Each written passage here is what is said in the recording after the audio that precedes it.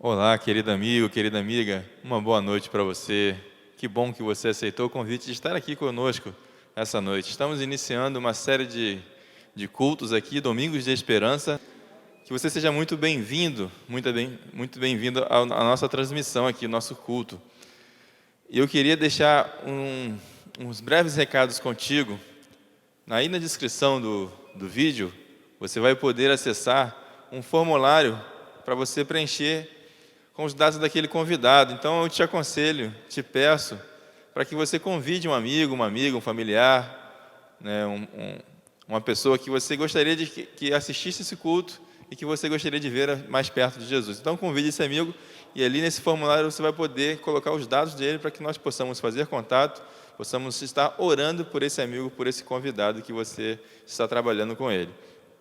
Também no vídeo, na descrição, está ali um formulário para pedidos de oração. Então você pode ali colocar o seu pedido para que possamos também orar por eles durante a semana.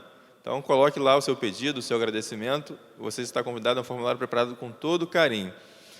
E a série de estudos que teremos esta semana, nós teremos como tema geral o mistério da profecia, que está baseado no livro que foi escrito pelo pastor Mark Filling.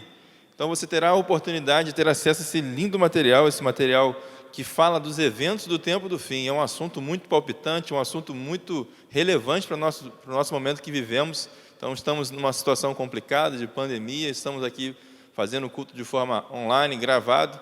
Então você vai poder ter a oportunidade de ter mais informações, de ter um pano de fundo de tudo que está ocorrendo, de tudo que ainda vai ocorrer até a breve volta de Jesus. E o tema deste domingo é segurança em um mundo de incerteza. Será que possamos ter segurança em um mundo tão incerto que vivemos?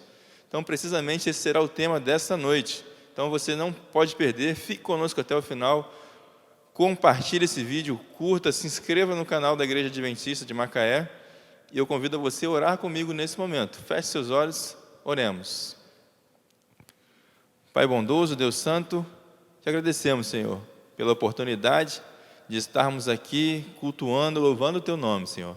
Abençoa os louvores que se seguirão. Abençoa, Senhor, a mensagem que será explanada logo após os louvores pelo pastor Gustavo. Fica conosco, Senhor. Nos abençoe e nos guarde.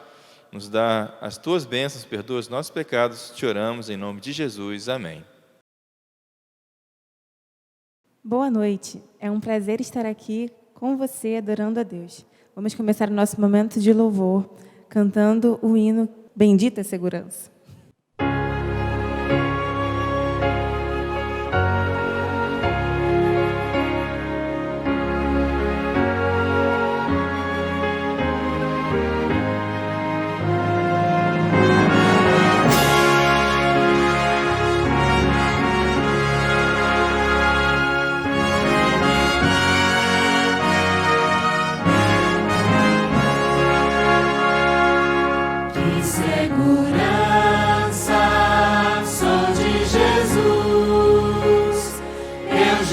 Senhor.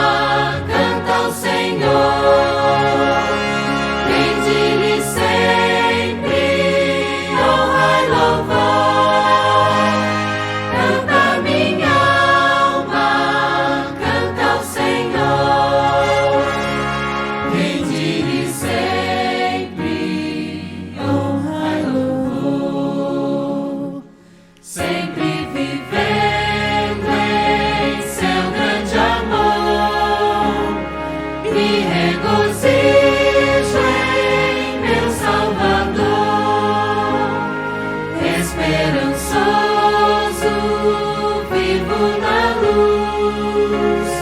Quanta bondade tem meu Jesus. Canta minha alma, canta o Senhor.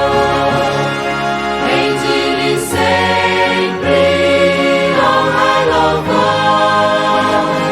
Canta minha alma, canta o Senhor. Rende-lhe sempre honra e louvor.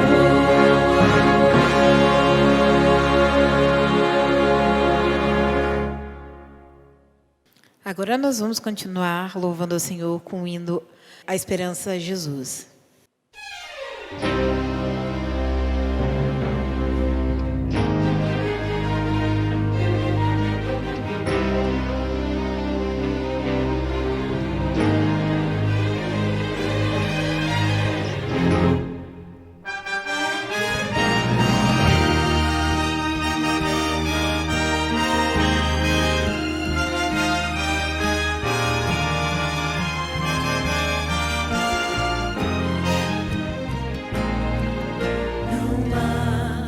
Esperança alguma para um mundo onde Deus não está. Não há esperança de amor e de paz, onde o ódio deixa marcas fatais. Não há esperança de vida naqueles que não amam a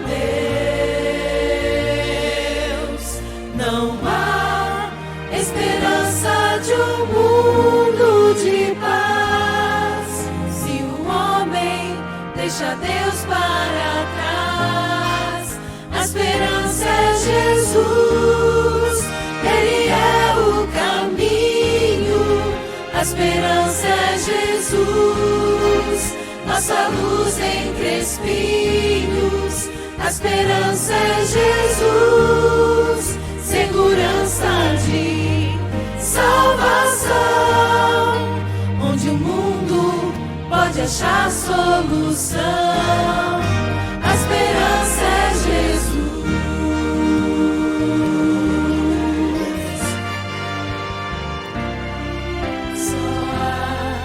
Esperança e certeza naquele que é vencedor. Só há esperança no nome de Deus para um povo que não tem mais amor. A esperança é Jesus, Ele é o caminho. A esperança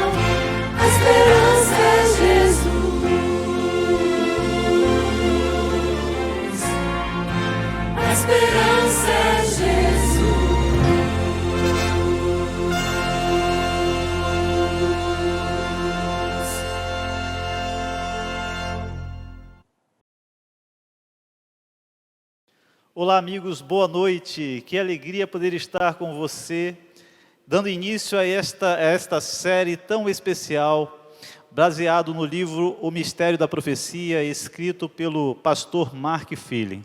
Eu tenho certeza que você irá ser impactado tremendamente por todas as mensagens que serão trazidas aqui aos domingos à noite. Eu quero, neste momento, convidar você para uma palavra de oração. E logo nós estaremos dando início à mensagem desta noite. Feche seus olhos aí, em sua casa, e vamos falar com Deus. Querido Deus e eterno Pai, Senhor, a nossa alegria e gratidão pela salvação que temos em Cristo Jesus. A nossa gratidão a Ti, Senhor Deus, pela esperança que bate forte em nosso coração. Sabemos, Pai, que em meio a esta tempestade, o Senhor está nos guiando a cada dia, a cada instante. E temos a certeza, Senhor Deus, que com o Senhor à nossa frente, chegaremos sãos e salvos no porto seguro. Neste momento, Pai, queremos suplicar ao Senhor que abençoe este filho, esta filha que está assistindo, Senhor Deus, essa transmissão. Fale ao coração, Senhor Deus, deste filho através da sua palavra. E que a tua palavra traga esperança a este coração. Nós pedimos em nome do Senhor Jesus. Amém. Queridos, o estudo que nós iremos fazer hoje se baseia no capítulo 2 do livro de Daniel. E é interessante que quando nós paramos para analisar a Bíblia, nós vamos encontrar na palavra de Deus diversos gêneros literários. Por exemplo, na Bíblia, nós encontramos livros históricos, também encontramos livros poéticos, proféticos, os evangelhos e as cartas. Podemos classificar a Bíblia dentro desses 5 gêneros literários. E é interessante que, dentre os livros proféticos, nós encontramos no Antigo Testamento o livro de Daniel. E quando você começa a estudar o livro de Daniel, você começa a ficar maravilhado, porque Daniel ele é composto por 12 capítulos. E desses 12 capítulos do livro de Daniel, 6 deles são históricos e 6 proféticos. E quando você analisa mais profundamente o livro de Daniel, você percebe que o livro de Daniel foi escrito para o povo que viveria nos últimos dias. Ou seja, o livro de Daniel, ele é um livro para o tempo do fim. Na realidade, é um livro para o nosso tempo, porque nós estamos no tempo do fim. E como eu falei, 6 dos capítulos do livro de Daniel, 6 deles, eles são históricos e 6 são proféticos. 6 é para dizer como, e outros 6 para dizer quando. Então, no livro de Daniel, nós temos 6 capítulos que vão dizer como o povo de Deus deverá viver nos últimos momentos da história desse planeta. E outros 6 vão dizer quando isto ocorrerá, quando a crise final se abaterá sobre o povo de Deus, sobre esta terra. E hoje eu quero convidar você a meditar comigo no capítulo 2. Nós vamos ver uma história bastante interessante, muito interessante mesmo. Nós estaremos voltando agora a 2.500 anos e perceberemos que já há 2.500 anos Deus revelou o futuro do mundo. Deus revelou toda a história em um só capítulo. No capítulo 2 do livro de Daniel, nós iremos ver o futuro do mundo revelado por Deus. Como você sabe, o livro de Daniel, ele leva o nome do seu autor. Na realidade, esse personagem bíblico, Daniel, ele foi um dos judeus que foram levados para Babilônia como cativos. E Babilônia foi um império poderoso que existiu no passado. Existiu de 605 a.C. a 539 a.C. E o grande nome dessa história é o monarca Nabucodonosor. Era o rei nos dias de Daniel, quando Daniel foi levado para a Babilônia. E eu quero agora chamar a sua atenção, porque nós vamos retratar o que aconteceu no terceiro ano do reinado desse rei. Nós vamos ler o verso 1 do capítulo 2 com atenção, e eu gostaria que você me acompanhasse agora nesse momento. Daniel capítulo 2, versículo 1, diz assim: No segundo ano do reinado de Nabucodonosor, teve este um sonho, o seu espírito se perturbou, e passou-se-lhe o sono. Verso 2, Então o rei mandou chamar os magos, os encantadores, os feiticeiros e os caldeus, para que declarasse ao rei quais foram os sonhos. Eles vieram e se apresentaram diante do rei. Verso 3, Disse-lhe o rei: Tive um sonho, e para sabê-lo está perturbado o meu espírito. Os caldeus, versículo 4, disseram ao rei em aramaico: Ó rei, vive eternamente. Dize o sonho a teus servos, e daremos a interpretação.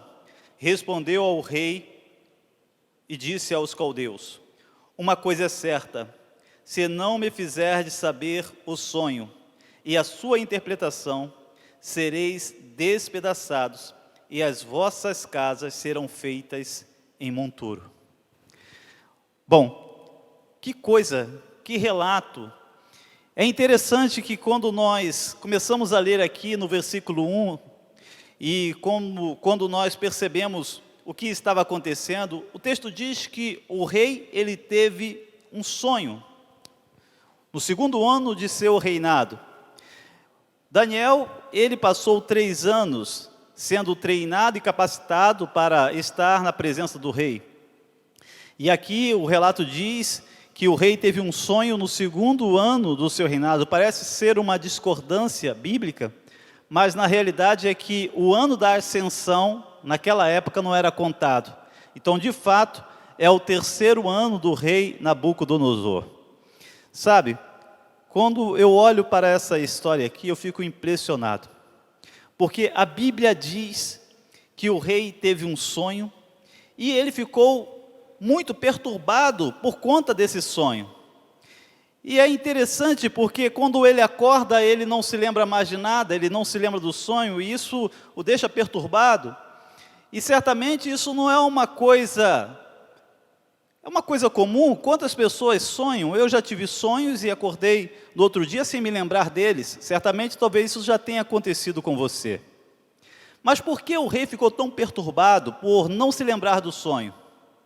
Sabe, os babilônicos, eles acreditavam que os sonhos eram uma forma de Deus se comunicar com eles. E o rei Nabucodonosor, ele era um politeísta, ele cria em vários deuses, ele era um homem idólatra. E naquele momento, quando ele teve aquele sonho, ele sabia que tinha sonhado com algo muito importante, não conseguia se lembrar, o medo dele, talvez seria pelo fato de que, de alguma forma, os deuses estavam querendo revelar alguma coisa a ele. Porém, ele não estava pronto, não estava preparado, e por isso ele não conseguia se lembrar dos sonhos. Aquelas pessoas viviam assim, movidas por presságios, movidas por experiências desse tipo. E isso deixou o rei desesperado. Sabe, quando eu paro para pensar em todo esse contexto aqui, me vem à mente, olhando para os nossos dias e olhando para a nossa sociedade, nós também estamos vendo cada vez mais pessoas desesperadas, cada vez mais pessoas preocupadas, principalmente diante do cenário que estamos vivenciando. Quando nós paramos para analisar, por exemplo, o que anda na mente e no coração das pessoas, ainda que nós não sejamos oniscientes, mas não precisa ter esse poder para saber que as pessoas andam ansiosas. As pessoas andam com o coração cheio de incertezas, de dúvidas quanto ao futuro. Na realidade, isso se passa no coração das pessoas hoje em dia. Tanto é que os consultórios cada vez mais têm sido alvo de procura por muitas pessoas, pois as doenças, principalmente as doenças emocionais, têm crescido constantemente. Pessoas estão cada vez mais preocupadas, cada vez mais ansiosas, a depressão tem aumentado a cada dia, e hoje no cenário econômico mundial, o mercado farmacêutico é o que mais tem ganho dinheiro, um dos mercados que mais tem crescido, e principalmente a venda de antidepressivos. Sabe, quando nós olhamos para a história do rei, nós vemos aqui uma situação bastante interessante. Ele tinha uma preocupação, e essa preocupação era em relação ao futuro. E diante desse sonho que ele se esqueceu, o desespero bateu conta do coração dele. Porque, quem sabe, na mente dele, alguma revelação viria por parte de algum Deus. E agora ele se esqueceu. E o que ele faz? Ele manda chamar os magos, os encantadores, os feiticeiros, os caldeus. É interessante que o mesmo relato do versículo 2, esses nomes citados, magos, encantadores, feiticeiros e caldeus, ele se repete no versículo 27. No versículo 27 do capítulo 2, nós encontramos aqui Daniel falando a respeito dos magos, e ele usa agora também a palavra astrólogos e encantadores. Magos, astrólogos, encantadores. Quando nós paramos para pensar qual era o papel dessas pessoas na corte do rei Nabucodonosor, essas pessoas eram os assessores do rei, as pessoas mais importantes, as pessoas com quem o rei contava no momento de crise. E parece que a situação para o rei era considerada assim como uma crise no seu império. Os magos, eles eram pessoas que atendiam o rei, e atendiam de que forma? Eles tinham a prática de ler a linha das mãos, trabalhar com as cartas, e quando alguma decisão importante tinha que ser tomada, aqueles magos sacrificavam um animal. Pegava ali uma vaca e cortava ao meio, e analisando ali os órgãos daquele animal, principalmente o fígado, eles indicavam ao rei qual a decisão deveria ser tomada. Quando paramos para analisar no papel dos astrólogos, eu quero dizer para você, a Babilônia, ela era o berço da astrologia. A astrologia surgiu lá. E nós não podemos confundir a astrologia com a astronomia. A astronomia é uma ciência que estuda o movimento dos astros, mas a astrologia, ela se baseia em analisar as estrelas, analisar o movimento das estrelas, as posições das estrelas. Ela se baseia em determinar o destino das pessoas através da posição das estrelas. O horóscopo hoje em dia ainda é consultado por muitas pessoas, e isso tem a ver com astrologia. Na realidade é uma religião. Mas aqui ele também fala dos videntes, e os videntes também eram um outro grupo, que fazia parte da corte do rei, dos seus assessores. Os videntes, eles trabalhavam por meio da telepatia, eles praticavam adivinhação. Era um outro grupo no qual o rei se baseava quando tinha que tomar algumas decisões. E por último nós temos os caldeus. Os caldeus era um grupo, uma classe educada. Nós poderíamos dizer que os caldeus eram os mestres, os filósofos. O rei chama todos os seus assessores e pede que eles deem uma solução. Mas o desenrolar da história mostra que aquilo que o rei estava pedindo, como o próprio Daniel disse, era impossível a um astrólogo, era impossível a um caldeu, era impossível a um mago, porque não havia homem sobre a face da terra que poderia fazer isso. Quero chamar a sua atenção. O rei teve aquele sonho e não se lembrava do sonho. Manda chamar todos os seus assessores, mas nenhum deles pode ajudar o rei. E quando você para analisar o cenário, você começa a ficar intrigado, porque Daniel também era considerado como um dos sábios em Babilônia, e Daniel não aparece nessa história. Parece que já no capítulo 2 nós começamos a ver uma certa intriga contra este servo de Deus, contra Daniel. Como você sabe, no capítulo 1, depois você dá uma lida, você vai perceber que Daniel, ele e seus amigos, Ananias, Azarias e Misael, eles se sobressaíram diante de todos os demais que assistiam diante do rei Nabucodonosor. Eles se sobressaíram em força física, em aparência e também em inteligência. Eles foram encontrados 10 vezes mais sábios do que todos os sábios de Babilônia. Tudo isso por conta da fidelidade, por conta da determinação de permanecerem fiéis aos princípios de Deus. Mas também quero chamar a sua atenção para algo bem importante. A Bíblia diz que a Daniel foi dado um dom maior. Daniel recebeu o dom de interpretar sonhos e visões. E agora, diante dessa situação, diante desse contexto, a Bíblia diz que Daniel e os magos, os sábios e os caldeus, todos estavam correndo risco de vida. Olha o que o texto bíblico diz no versículo 7.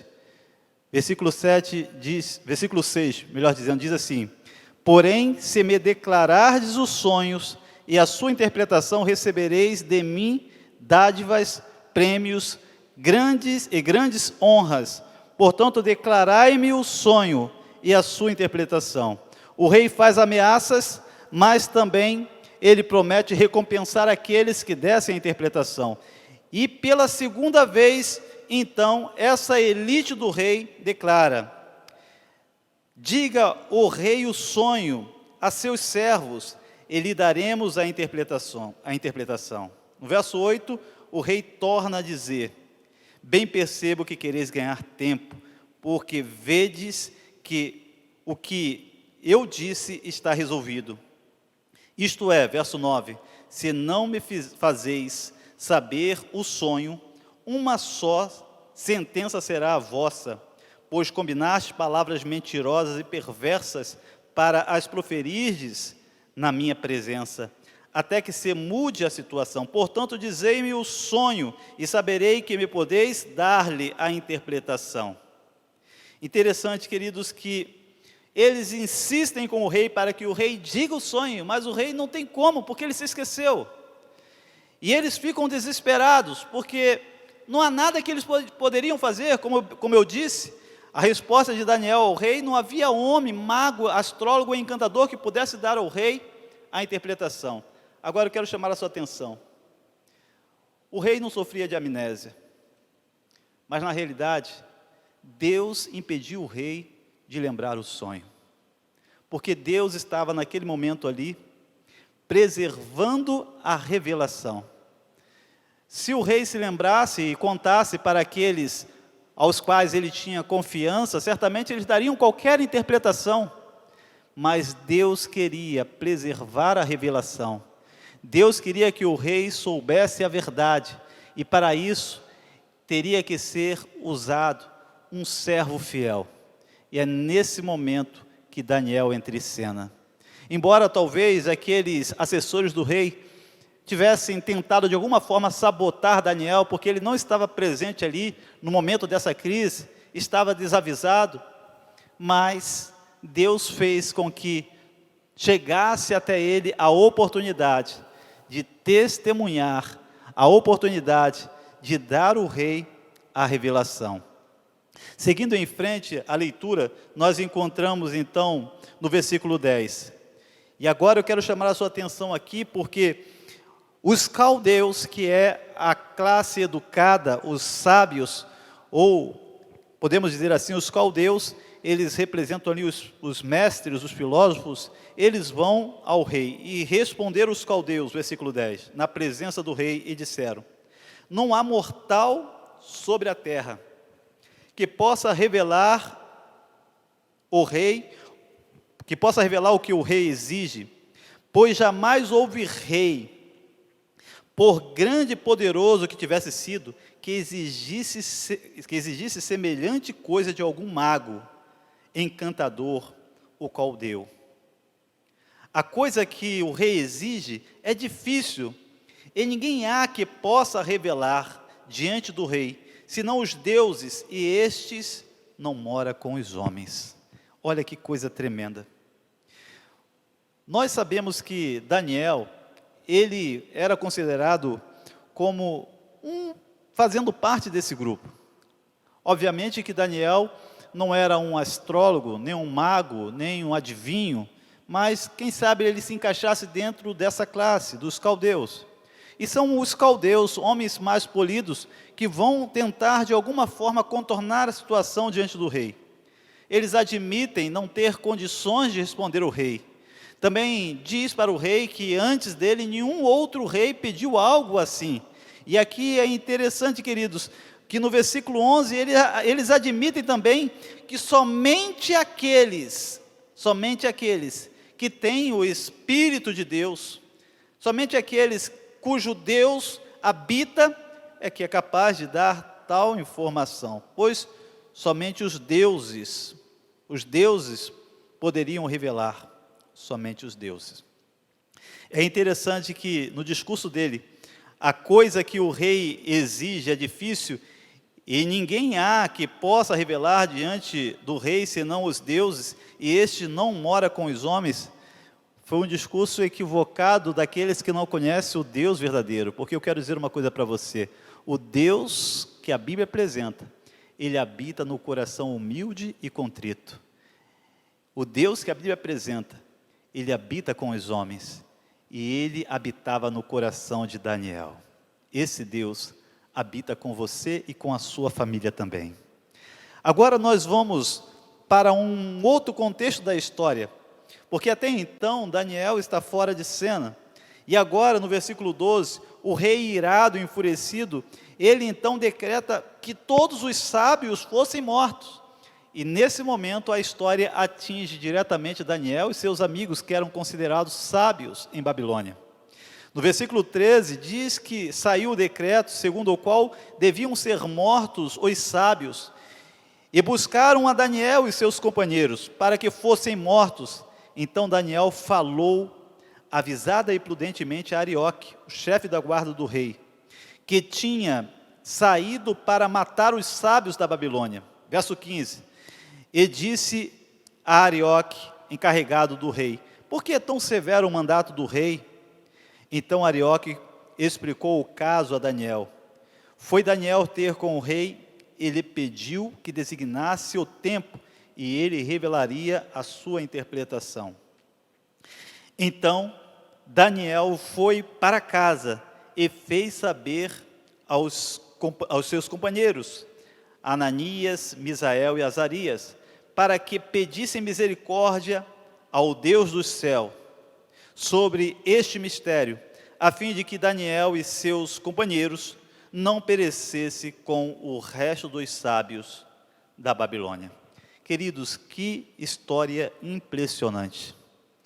Aqui, neste relato, nós ficamos maravilhados mais uma vez com o testemunho deste jovem, com o testemunho de Daniel. Eu quero dizer uma coisa para você, Daniel aqui era um jovem, e o texto bíblico diz que Daniel ele está agora diante da crise, porque a informação que chega é que ele e seus companheiros estão condenados à morte.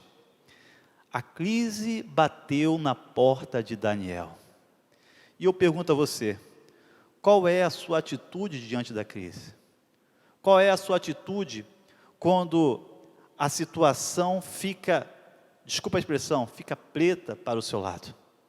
Qual é a sua atitude quando o diagnóstico que você não esperava bate à sua porta? Qual é a sua atitude quando o desemprego bate à sua porta? Qual é a sua atitude quando uma crise no relacionamento se instala na sua família? Qual é a sua atitude quando você lida com um momento de doença, de enfermidade? Daniel estava diante de uma situação difícil, ele e seus amigos. Eles estavam condenados à morte, iriam morrer, essa era a realidade. E diante de tal situação, ele conversa com Arioque e de maneira sábia pede para ser entronizado na presença do rei. E lá diante do rei, Daniel pede que o rei lhe conceda tempo. Tempo para quê, amigos? Olha que coisa interessante. Ele pede que o rei lhe conceda tempo. Sabe para quê? Para ele recorrer ao Rei dos Reis, aquele que pode todas as coisas. Essa lição que nós vemos neste texto nos ensina que no momento de crise nós precisamos recorrer a Deus. No momento de crise nós precisamos orar, buscar o Senhor em oração.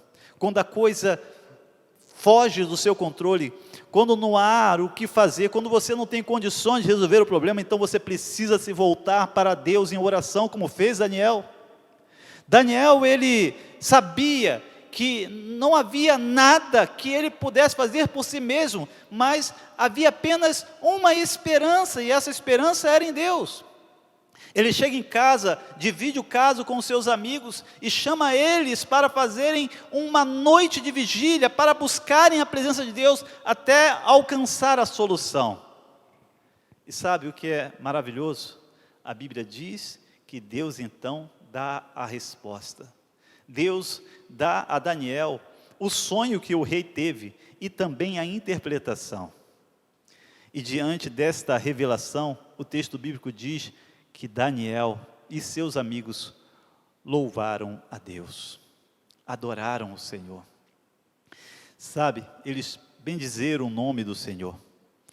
Nós precisamos crescer em nossa vida de oração. Nós precisamos aprender a lidar com os momentos difíceis, orando, a lidar com os momentos difíceis, buscando a presença de Deus.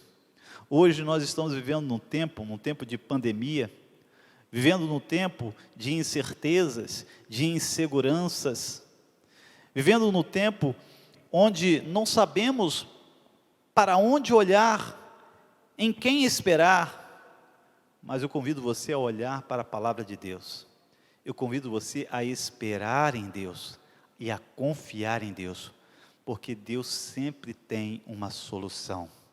Deus sempre tem uma resposta. E ainda que a solução não venha da maneira como nós esperamos, saiba que Deus sabe o que faz. E se você confiar, Ele terá o cuidado de sua vida, Ele cuidará de você, a sua vida estará nas mãos dEle. O texto bíblico então continua, porque agora Daniel tem a resposta, Daniel tem o sonho, e Daniel também tem a sua interpretação.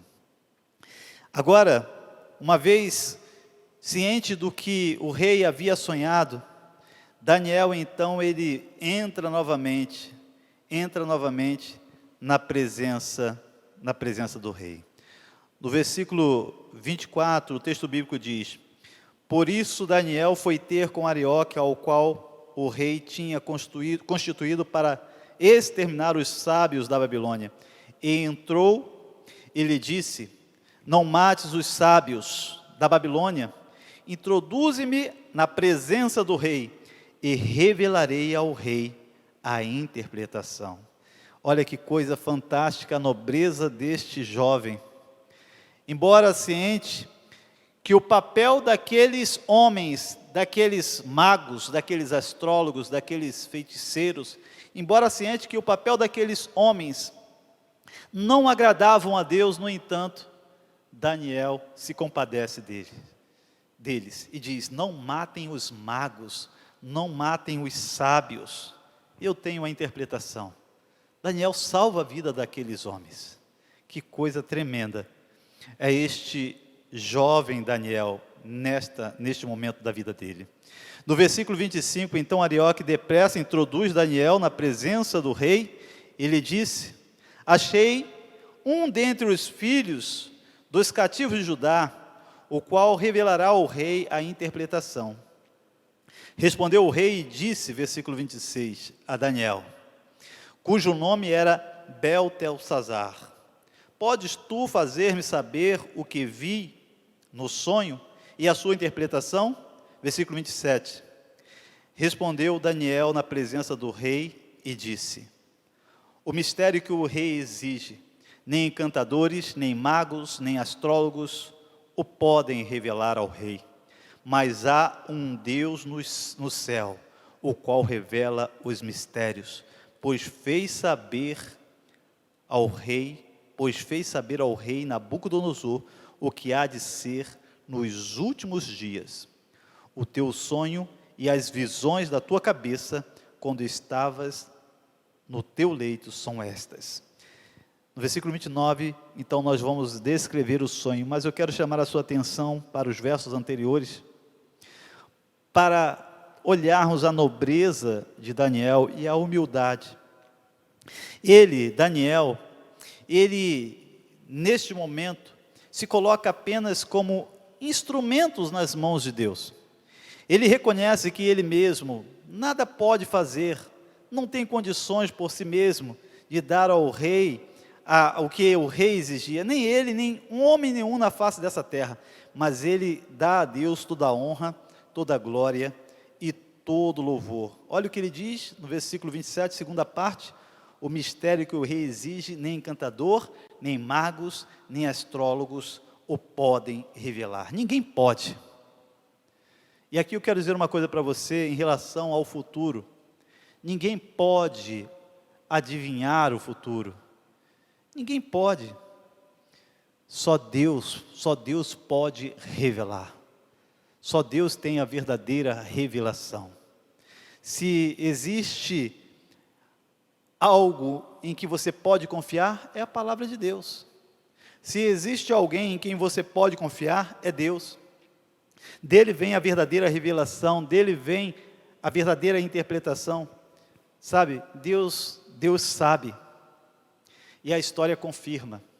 Veremos que Deus sempre sabe e a história confirma. E neste momento aqui, Deus, ele dá a Nabucodonosor o futuro. E veremos que a história tem confirmado cabalmente cada revelação de Deus. Daniel, no versículo 28, ele diz: mas há um Deus no céu, o qual revela mistérios. E eu louvo a Deus por isso, porque nós não estamos em trevas quanto ao futuro. Você que é um cristão, que crê na palavra de Deus, você não está em trevas quanto ao futuro. Embora nós estejamos passando por uma tempestade, é verdade, todos estão sendo afetados de alguma forma pelas circunstâncias dos nossos dias, nós sabemos o desfecho da história, porque a palavra de Deus nos revela. Por isso, nós podemos viver com esperança, com a certeza de que o nosso Deus está nos guiando e jamais irá nos desamparar. Sabe, o texto bíblico aqui, ele continua. Agora, Daniel vai dar ao rei o sonho que o rei tinha. E eu quero chamar a sua atenção para o versículo 31. Diz assim, verso 31, tu, ó rei, estavas vendo, eis aqui uma grande estátua. Esta que era imensa e de extraordinário esplendor, estava em pé diante de ti, e a sua aparência era terrível. A cabeça era de fino ouro, peitos e braços de prata, o ventre e quadris de bronze, as pernas de ferro, os pés em parte ferro e em parte barro. Quando estava olhando, uma pedra foi cortada sem auxílio de mãos e feriu a estátua nos pés de ferro e de barro, e os esmiuçou. Então foi juntamente esmiuçado o ferro, o barro, o bronze, a prata e o ouro, os quais se fizeram como a palha das eiras no estio. E o vento os levou, e deles não se viram mais vestígios. Porém a pedra que feriu a estátua se tornou em grande montanha, que encheu toda a terra. este é o sonho, ó rei, e também a sua interpretação, diremos. Querido, eu fico imaginando ali a cena. Daniel está diante do rei, o rei assentado no seu trono, ali estava, juntamente com o rei, os seus assessores, e todos olhando Daniel com o rosto resplandecendo, cheio do Espírito Santo, ali testemunhando diante do monarca. Quem sabe, enquanto Daniel falava, o rei estava boquiaberto, diante da cena que estava se retratando em sua mente. Ele começou novamente a ter a visão daquilo que ele havia sonhado. Tremendamente impactado, ele não tinha dúvida de que Daniel estava falando a verdade. Ele não tinha dúvida de que em Daniel havia um poder sobrenatural. Era o poder de Deus que estava na vida daquele jovem. E de fato este foi o sonho que deixou o rei impactado. O rei sonhou com uma estátua composta de diferentes metais. Quando nós olhamos a descrição dessa estátua, a cabeça era de ouro, puro ouro, peitos e braços de prata, o ventre de bronze, ventre e quadril de bronze, as pernas de ferro, os pés em parte barro, em parte ferro. E a história continua, e no sonho o rei vê uma pedra que é cortada sem auxílio de mãos. Essa pedra atinge a estátua nos pés e faz com que o ouro, a prata, o bronze, o ferro, o barro se desmorone, formando um grande monturo. Esse sonho foi o sonho que o rei teve. Na realidade, eu quero dizer uma coisa para você. Esse não foi o sonho do rei, mas este é o sonho de Deus. Este é o sonho de Deus para a humanidade. Este é o sonho de Deus para a minha vida e para a sua vida. Este é o sonho de Deus para todos nós. Por que eu digo isso? Porque ao vermos a interpretação, veremos que Deus sempre está no controle de todas as coisas. E que todas as coisas contribuem para o bem daqueles que amam a Deus. Quando nós vermos agora a interpretação, veremos que não temos motivos para ter medo. Veremos que não temos motivos para buscar refúgio, para buscar informações em fontes erradas, porque Deus tem as respostas que você procura quanto ao futuro. Deus sempre tem a resposta. O Senhor sempre tem a solução. Sabe, o texto bíblico diz que Daniel então agora começa a dar a interpretação. Pois o que representa uma estátua assim? Cabeça de ouro, peitos e braços de prata, ventre, quadril de bronze, perna de ferro, pés em parte barro e parte ferro, uma pedra cortada sem auxílio de mãos, a destrói e cria um grande monturo. O que isso tudo representa? E aí agora nós começamos a ver a interpretação e o controle de Deus na história. No versículo 37, Daniel começa então a dar a interpretação ao rei. Verso 37 diz: Tu, ó rei, rei de reis, a quem o Deus do céu conferiu o reino, o poder, a força e a glória, a cujas mãos foram entregues os filhos dos homens, onde quer que eles habitem, e os animais do campo, as aves do céu, para que dominasseis sobre eles. Finalzinho do versículo 38. Tu és a cabeça de ouro. Tu és a cabeça de ouro. Aqui Daniel, ele começa a interpretar. E ele então começa a mostrar para o rei que dentro da interpretação, cada metal tinha uma representação, e a representação do metal era um império. E que império era esse? No final do versículo 38, Daniel diz: Tu, ó rei, o Senhor mesmo, Nabucodonosor, tu és a cabeça de ouro. A cabeça de ouro, o metal mais precioso, representava o império da Babilônia. Em Isaías 51, versículo 7, o profeta Jeremias 51, versículo 7, o profeta chama Babilônia de copo de ouro nas mãos de Deus. Em realidade, o texto bíblico mostra que o império poderoso, como foi a Babilônia, poderoso militarmente, rico, porque o ouro realmente era muito comum ali em Babilônia. Para vocês terem uma ideia, o rei, ele tinha os seus deuses, e um dos deuses que era mais assim adorado lá na Babilônia era o deus Marduk. E esse deus, ele era todo de ouro, havia um templo, havia um altar, e ali na Babilônia, esse templo, esse altar, esse Deus, essa imagem, era feita por toneladas de ouro. Toneladas de ouro. O ouro era algo muito presente no império da Babilônia. Daí, amigos, dentro da profecia nós encontrarmos aí esse império descrito como a cabeça de ouro.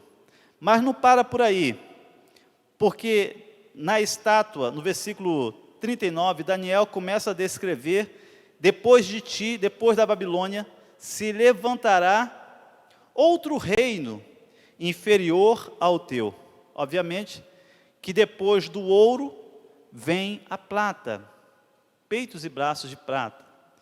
E nós sabemos que a prata realmente ela é um metal inferior ao ouro. Depois de ti virá um outro reino, ou seja, a prata também representava um império. O ouro representava a Babilônia, mas que império era representado pela prata ali na estátua? Quando nós vamos no livro, ainda no livro de Daniel, agora no capítulo 5, nós vamos encontrar algo interessante. No capítulo 5, versículo 4, nós encontramos ali uma festa que foi dada por Belsazar, neto de Nabucodonosor. Na ocasião, Nabucodonosor já havia falecido, e o seu neto estava no trono, no poder naquele momento. E ele dá uma festa para mil dos seus homens. A data, de acordo com os historiadores, era 13 de outubro de 539 a.C. Sabe, é interessante que naquele momento, Babilônia estava vivendo um cerco, mas ela estava bem tranquila, porque ela tinha um estoque de suprimento para ficar ali dentro dos seus muros, os moradores para permanecer ali por muitos anos. Também havia água suficiente, porque o rio Eufrates passava pelo meio de Babilônia. Então não havia motivo para eles se preocuparem. Mas o que me chama a atenção é que o neto de Nabucodonosor, ele dá uma festa. E nessa festa, amigos, ele faz com que todos bebam do vinho. E é interessante que no versículo 4 diz: beberam o vinho e deram louvores aos deuses de ouro, de prata, de bronze, de ferro, madeira e pedra. Deram louvores aos deuses de ouro, prata, bronze, ferro. Interessante que são metais que nós encontramos na estátua. Parece, na realidade, de uma certa forma, uma atitude de abuso quanto àquilo que aconteceu no passado, nos dias de seu avô. De uma certa forma, é uma rebelião contra aquilo que Deus havia dito. Quando nós avançamos um pouquinho mais, ainda neste mesmo capítulo, quando chegamos no verso 27, olha o que diz aqui no versículo 27 desse mesmo capítulo, diz assim, melhor dizendo, vamos ler o versículo 24. Então da parte dele foi enviado aquela mão, Daniel agora dizendo, que traçou esta escritura, versículo 25. Esta, pois, é a escritura que se traçou, Mene, Mene, Tekel, Parsim. Esta é a interpretação daquilo. Menem, contou Deus o teu reino e deu cabo dele. Tekel, pesado foste na balança e achado em falta. Peres, dividido foi o teu reino e dado aos medos e persa. E aqui nós vemos que naquela mesma noite, o texto continua dizendo, naquela mesma noite, o reino de Babilônia cai diante dos medos e persa, sendo conquistada por Ciro. Naquela mesma noite, 13 de outubro de 539 antes de Cristo. Olha o que diz o versículo 29. Então mandou Belsazar vestir a Daniel de púrpura e lhe pusesse cadeias de ouro ao pescoço e proclamassem que se passaria a ser o terceiro no governo de seu reino. Naquela mesma noite foi morto Belsazar, rei dos caldeus, e Dario o Medo, com cerca de 62 anos, se apoderou do reino. Percebe?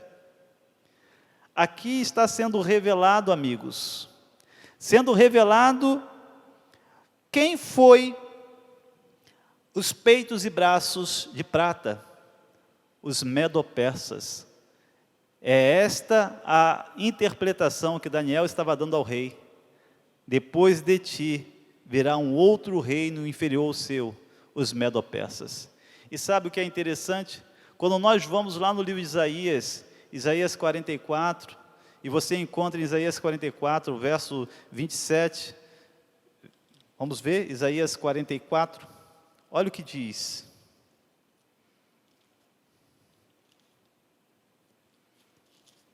Abra sua Bíblia aí, Isaías 44, é um texto muito interessante. Diz assim, Isaías 44, versículo 27, que digo a profundeza das águas, seca-te, e eu secarei os teus rios. Que digo a Ciro, este é meu pastor, e cumprirá tudo o que me apraz. Que digo também a Jerusalém, será edificada, e do templo será fundada. Versículo 45, capítulo 45, versículo 1. Assim diz o Senhor ao seu ungido, a Ciro, a quem tomo pela mão direita para abater as nações ante a sua face, para descingir os lombos dos reis e para abrir diante dele as portas que não se fecharão. Sabe, queridos, é interessante que aqui, cerca de 150 anos antes da queda de Babilônia, Deus, ele diz o nome do libertador do povo de Deus, que estava ali em Babilônia.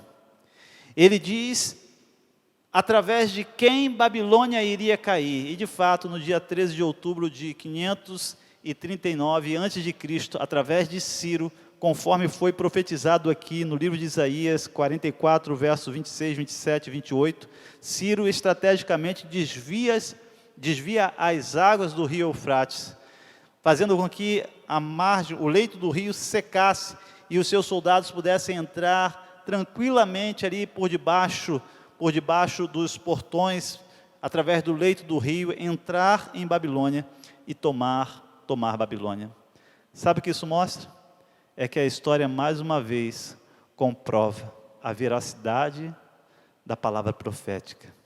A história, mais uma vez, comprova isso, porque achados arqueológicos, como o cilindro de Ciro, comprova que, de fato, o próprio Ciro deixa registrado que foi desta maneira como Deus havia descrito 150 anos antes, que Babilônia foi conquistada. Deus sempre está no controle de todas as coisas.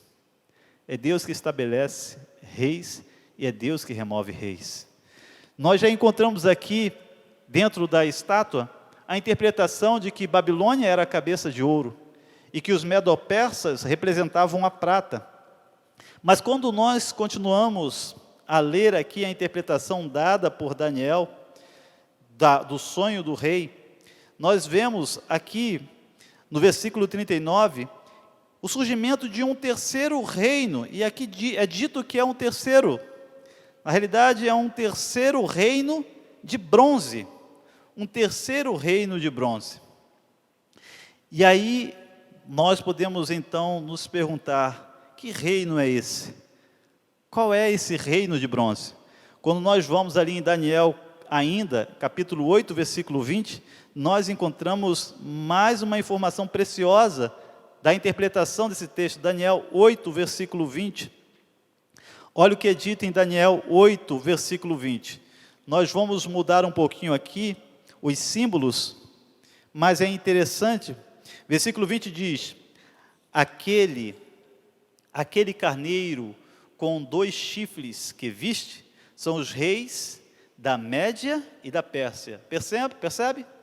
Lá no capítulo 2, os medo-persas eram representados pela prata. Já aqui, o reino da Média-Pérsia é representada por um animal, um carneiro com 2 chifres.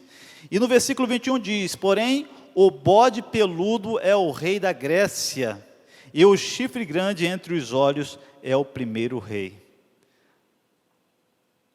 Aqui está apontando para nós quem representa na estátua o bronze, o rei da Grécia. E nós podemos, amigos, não podemos deixar de citar como certamente protagonista do Império Greco-Macedônio, Alexandre o Grande.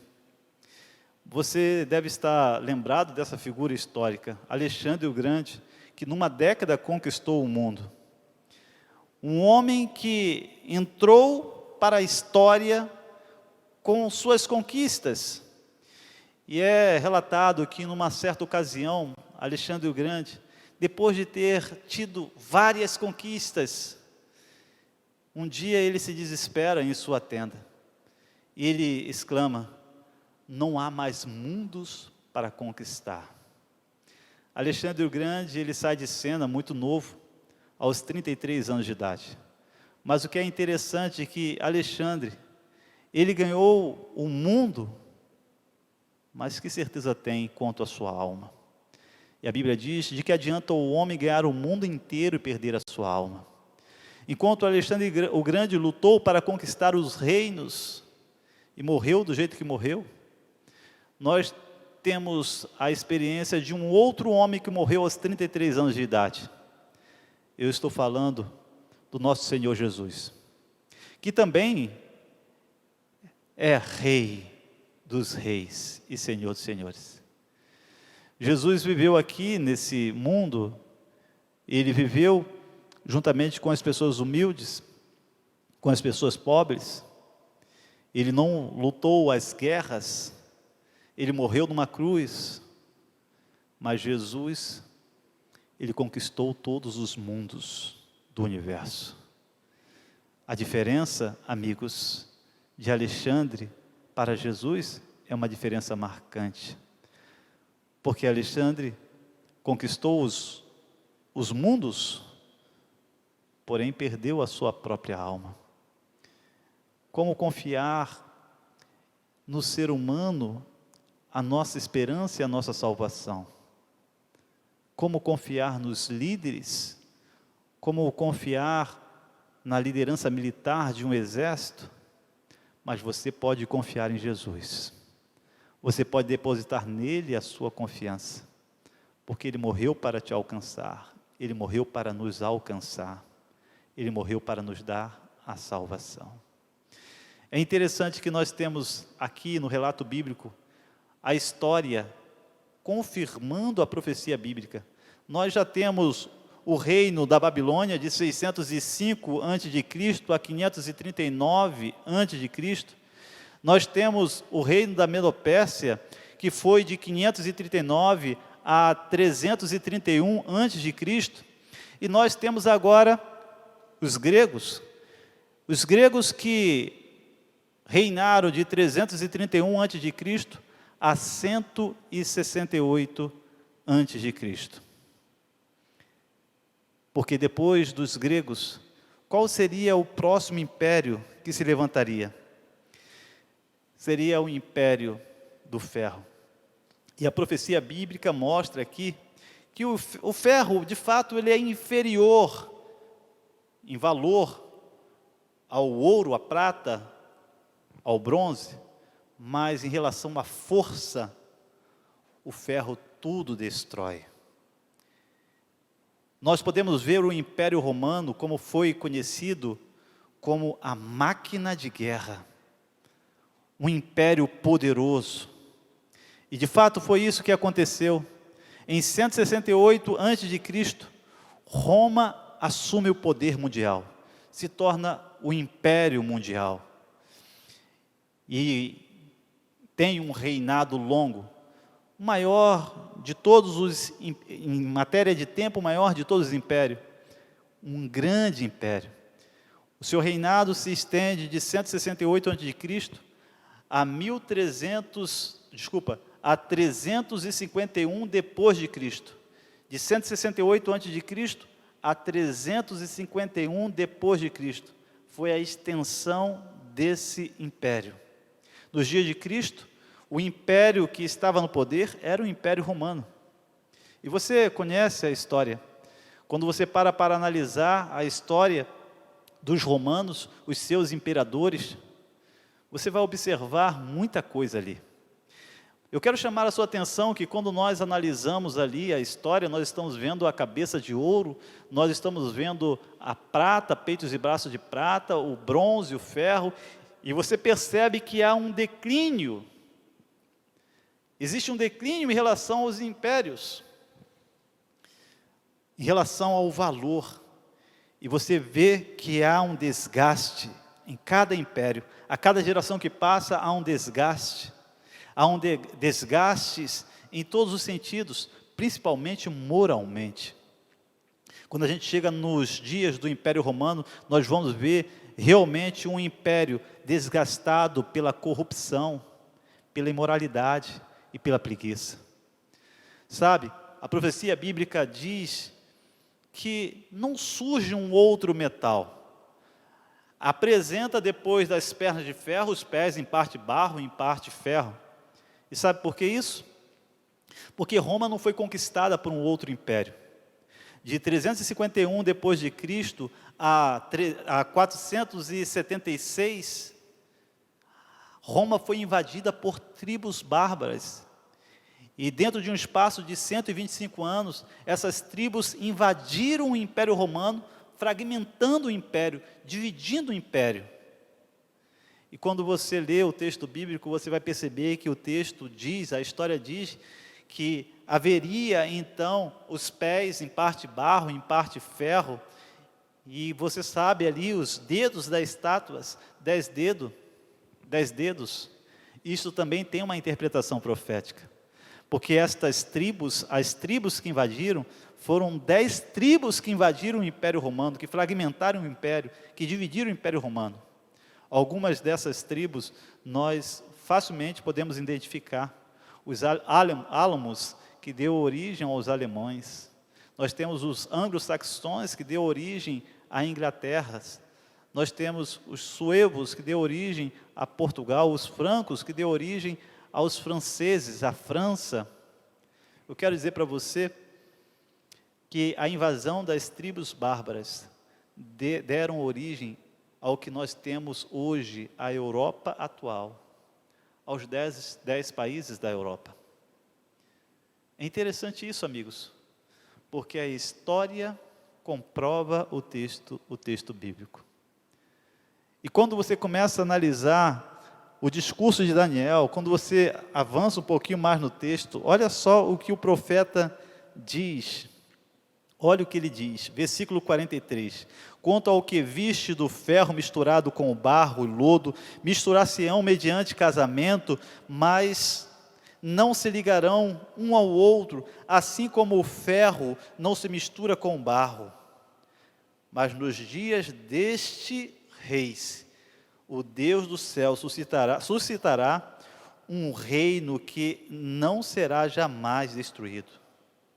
Este rei não passará a outro povo. Esmiuçará e consumirá todos estes reinos. Como viste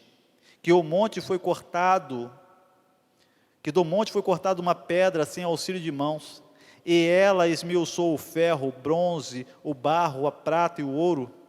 O grande Deus fez saber ao rei que há de ser futuramente, certo é o sonho e fiel a sua interpretação. Amém? Louvado seja Deus, louvado seja Deus. Sabe, aqui o profeta mostra que a revelação de Deus é de que não haveria um quinto império mundial. E de fato, como nós vemos ali, Roma foi dividida, fragmentada, e o que nós temos hoje é a Europa atual. E foram várias tentativas de unir novamente a Europa num só império. Nós temos vários casamentos que foram arranjados para tentar isso. Nós temos os reis da Espanha, o rei da Áustria, da Dinamarca, que tentaram, através da semente humana, através de casamentos arranjados, tentar unir, mas não foi possível. Militarmente também nós temos diversos exemplos na história. Nós temos Carlos Magno, Carlos V, que também tentou através do poder militar. Napoleão Bonaparte é o grande nome, e você conhece a história. Ele tentou, e parecia que iria conseguir, mas na Batalha de Waterloo, em 1815, ele exclamou: o grande Deus Todo-Poderoso é demais para mim. Deus não permitiu. Hitler, você também começa a história, quase conquistou, quase conseguiu, mas não teve como. Não haverá um quinto império mundial, não haverá. E sabe por que não haverá? Porque Deus determinou assim: não se levantará desta terra um quinto império mundial. A Bíblia diz a respeito de o estabelecimento de um império, não desta terra. Sabe, quando nós olhamos para o cenário político, quando nós olhamos para o mundo, nós ficamos espantados. Cada vez mais a corrupção aumenta, a imoralidade aumenta. Cada vez mais a mentira, a falsidade aumenta, a injustiça. As pessoas estão procurando, quem sabe, alguém que possa trazer esperança, mas não dá para ter esperança, não dá para esperar no ser humano aqui nesta terra. Não há como. Por mais que tentemos, não vamos encontrar alguém que possa atender todas as nossas necessidades sociais, econômicas, emocionais. Não há como.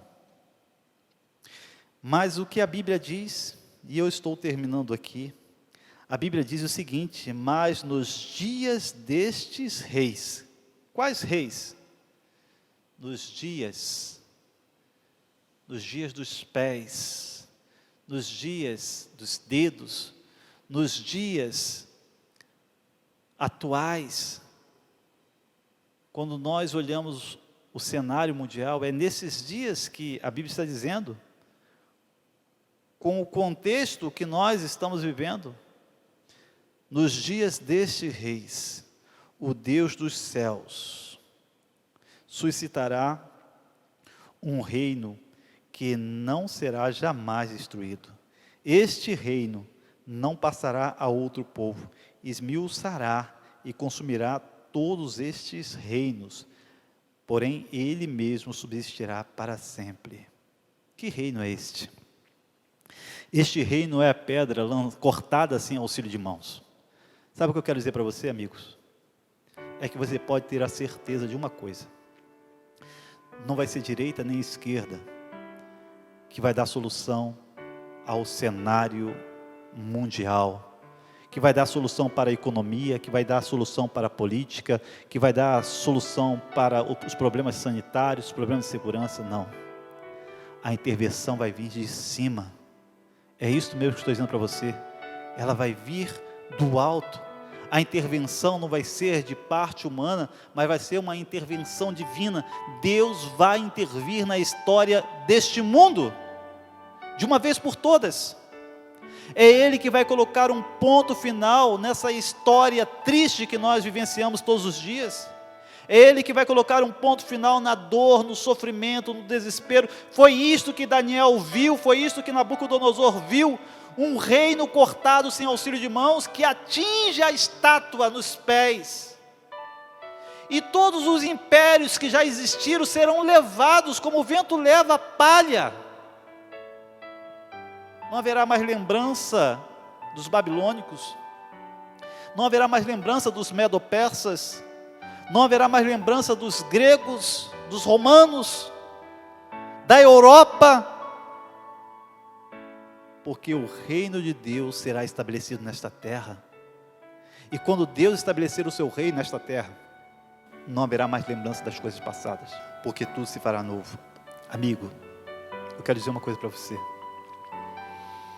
Preste atenção.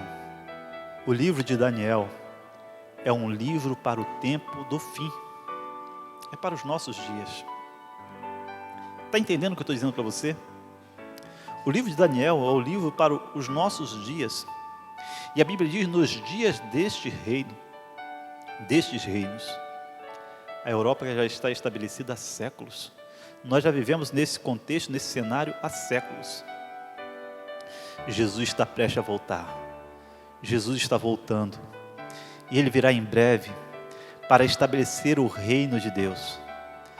Sabe, quando nós temos uma menção sobre o evento Cristo no livro de Daniel, a primeira menção é dada aqui no capítulo 2, e ele começa logo mencionando a segunda vinda do Senhor Jesus. Eu quero dizer para você que, como diz Paulo no livro de Tito, a vinda do Senhor é a nossa bendita esperança.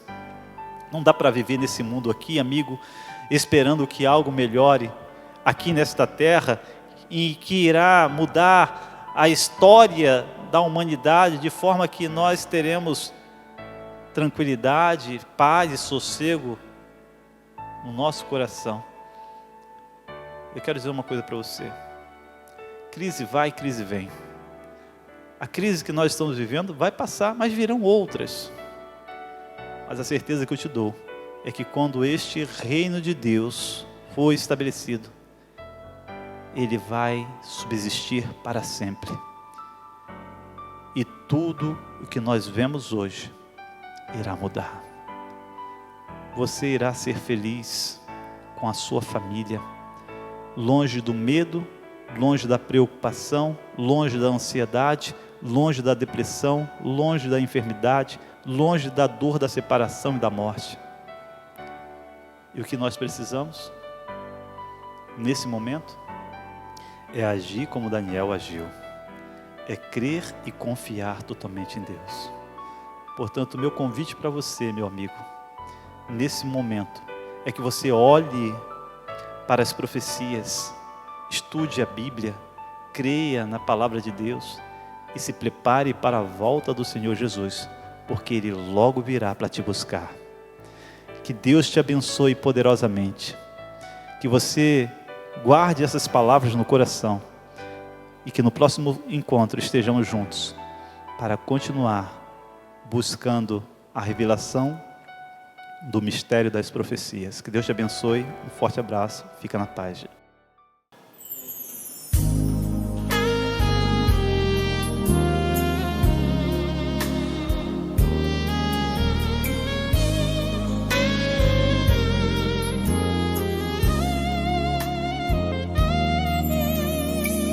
Jesus maravilhoso, és minha inspiração para prosseguir.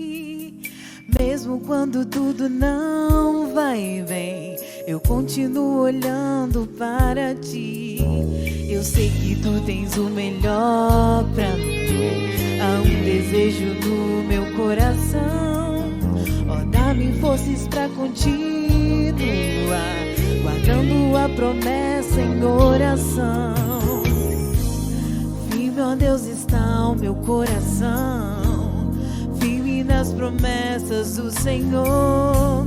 eu continuo olhando para ti, e assim eu sei que posso prosseguir. E mesmo quando eu chorar, as minhas lágrimas serão para alegrar a minha fé e consolar meu coração. Pois o que chora aos pés da cruz, clamando em nome de Jesus, alcançará de ti, Senhor, misericórdia, graça e luz.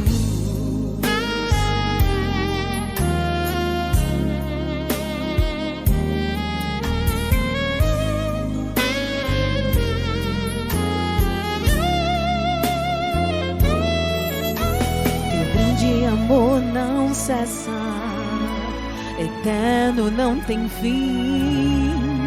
Tão grande és tu, Senhor, tão grande és pra mim. Tua graça é meu refúgio, descanso no teu poder. Maravilhoso és, maravilhoso és pra mim.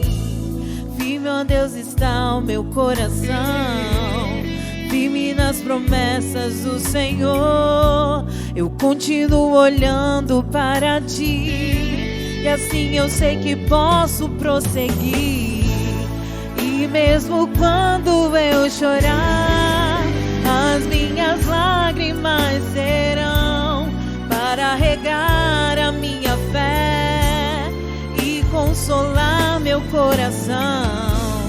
Pois o que chora aos pés da cruz, clamando em nome de Jesus, alcançará de ti, Senhor, misericórdia, graça e luz.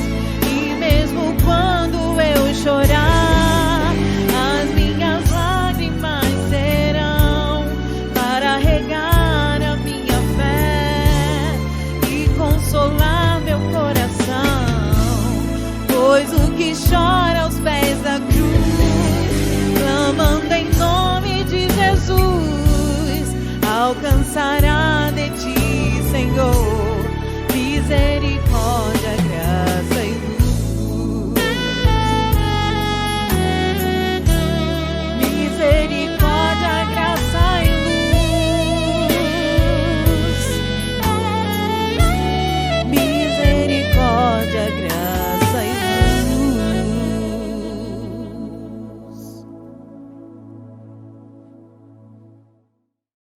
Amigos, neste momento eu quero convidar você para falar com Deus, para colocar a sua vida nas mãos do Senhor, para que você, como Daniel, diante da crise, confie e creia de que a solução está nas mãos de Deus. Feche seus olhos, falemos com o Senhor. Querido Deus e Pai, agradecemos ao Senhor, meu Deus, porque reconhecemos que o Senhor tem o controle de tudo em suas mãos. Reconhecemos, Pai, que é o Senhor que estabelece reis e remove reis. Reconhecemos, Senhor Deus, que todos os reinos deste mundo irão passar, mas o Teu reino será estabelecido e subsistirá para sempre. E queremos fazer parte deste reino, Senhor Deus. Queremos estar prontos para que quando o Senhor Jesus regressar a este mundo, nas nuvens do céu, sejamos levados para se encontrar com Ele, e assim, Senhor Deus, viver para sempre contigo na eternidade. Toma, Senhor Deus, esta família que neste momento está assistindo, Pai, esta transmissão, abençoa este lar, abençoa este filho, Senhor Deus, que neste momento está entregando a vida em Tuas mãos. Ó Deus, conceda-nos a Tua paz, conceda-nos, ó Deus, esperança e força nesse momento em que estamos vivendo. Em nome do Senhor Jesus. Amém. Que Deus te abençoe. Um bom restante de noite e até o próximo domingo. Um forte abraço. Fica na paz.